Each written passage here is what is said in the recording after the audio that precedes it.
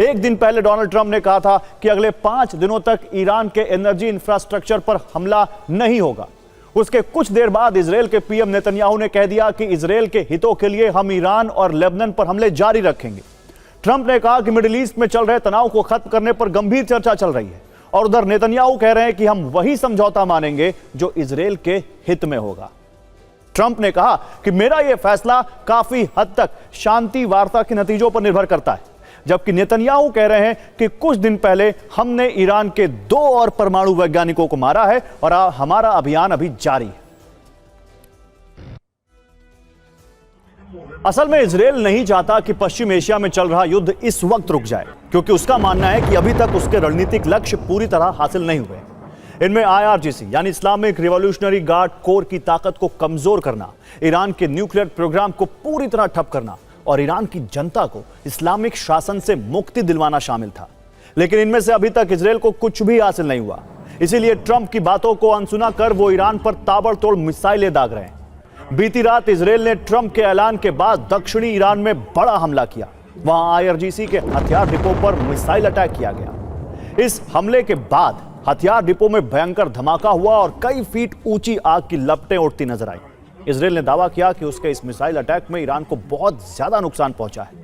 इसके अलावा इजरायल ने बीती रात ईरान के एनर्जी इंफ्रा को भी टारगेट किया, जिसके बारे में ट्रंप ने कहा था कि हम 5 दिन तक हमला नहीं करेंगे। इजरायल की मिसाइलों ने इस्फहान में गैस एडमिनिस्ट्रेशन बिल्डिंग पर हमला किया। इस हमले के बाद कई धमाके सुनाई दिए।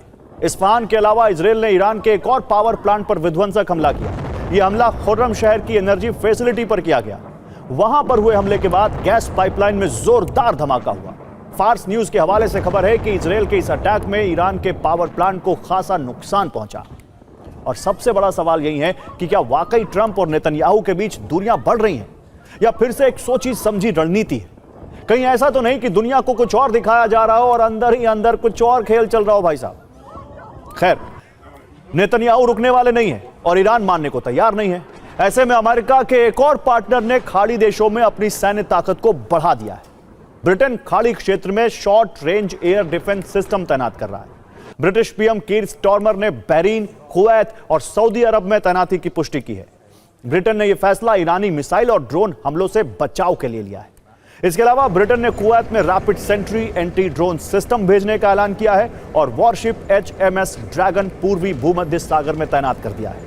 साइप्रस की सुरक्षा के लिए तो अतिरिक्त 500 एयर डिफेंस कर्मी भेजे गए। जानकारी यह मिल रही है कि ब्रिटेन ने इस क्षेत्र में पिछले 15 वर्षों में सबसे ज्यादा लड़ाकू विमान तैनात किए हैं। ब्रिटेन के पायलट्स करीब 900 घंटे उड़ान भरकर क्षेत्रीय सुरक्षा मिशन में जुटे। यानी समझौते की बात हवा में, जबकि युद्ध की तैयारियां जमीन पर दिख रही हैं। इस बीच इजरायल पर ईरान का हमला जारी है। पिछले 24 घंटे में युद्ध ने कितना नुकसान पहुंचाया है और किन किन जगहों को मिसाइलें नष्ट कर रही हैं, इस पर TV9 संवाददाता मनीष झा की यह रिपोर्ट देखिए आप। ये देखिए एक साथ रोहित थोड़ा अंदर के एक साथ पहली बार देखिए, और इस तरह से लगातार धमाके का एक के बाद एक सिलसिला जारी रहता है। और यहाँ फाइटर जेट से भी इस वक्त हमले हो रहे हैं। एक साथ आधे दर्जन से अधिक एयर डिफेंस को हमने इंगेज होते हुए यहाँ पर देखा है, जो कि अगर आप देखें तो पिछले दिनों शायद ही कहीं दिखाई दे रहा होगा। और इस वक्त जिस तरह से ईरान ने अपने कई सारे मिसाइल छोड़े हैं, और यह हालत थी कि हमें भी वहाँ से निकलकर बंकर में आना पड़ रहा था। इस वक्त हम तेल अवीव में एक ऊंची इमारत के छत पर हैं और यहाँ से हम आपको दिखाने की कोशिश कर रहे हैं कि अभी अभी जो ईरान के मिसाइल आए और उसको जब इंटरसेप्ट किया गया तो वो यहीं से कुछ दूर पर स्थित एक इलाके में जाकर गिरी है, और उसकी वजह से काफ़ी धुआं निकलता हुआ हम देख पा रहे हैं। लगातार धुआं आसमान की तरफ जा रहा है।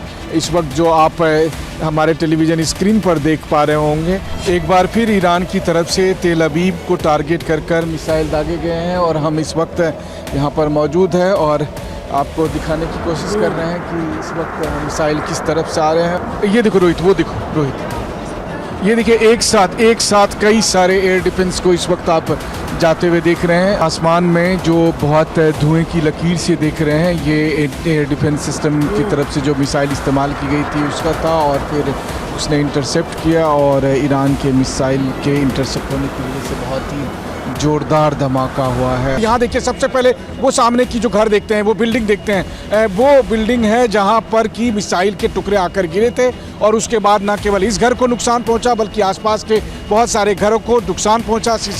शीशे टूटे और तमाम अलग अलग तरह से क्षति पहुँची है। इस वक्त आप देख सकते हैं कि उस बिल्डिंग में जो आग लगी थी उसको अब काबू कर लिया गया, वरना आग लगी थी और आसमान में बहुत ऊंचाई तक धुएं का गुबार दिखाई दे रहा था। यहाँ पर जहाँ पर मैं खड़ा हूँ, यहाँ पर बहुत सारे शीशे के टुकड़े हैं जहाँ पर मैं खड़ा हूँ, शीशे के टुकड़े के बीच में से। और इस बिल्डिंग की छत पर यहाँ पर देख लीजिए कि इस बिल्डिंग को यहाँ पर जो नुकसान पहुँचा, क्योंकि ये ठीक उसके सामने वाली बिल्डिंग है जहाँ पर मिसाइल के टुकड़े गिरे थे और उसके बाद आग लगी थी, धुआं निकला था। और यहाँ पर जो आप स्थिति देख रहे हैं, ये देख रहे हैं इस बिल्डिंग के गेट के साथ, इस बिल्डिंग के साथ में न केवल यहाँ क्षति पहुँची है बल्कि इसका जो अलार्म है वो लगातार बजे जा रहा है और जिसकी आवाज़ साफ तौर पर आ रही है। और ये ठीक सामने वाली बिल्डिंग का वो नज़ारा है जहाँ पर कि आप देख सकते हो। और ये देखिए कि यहाँ पर उस बिल्डिंग के ठीक सामने के हिस्से में जहाँ पर कि पूरी तरह से ये न केवल टूटा है बल्कि यहाँ पर कितना नुकसान पहुँचा है।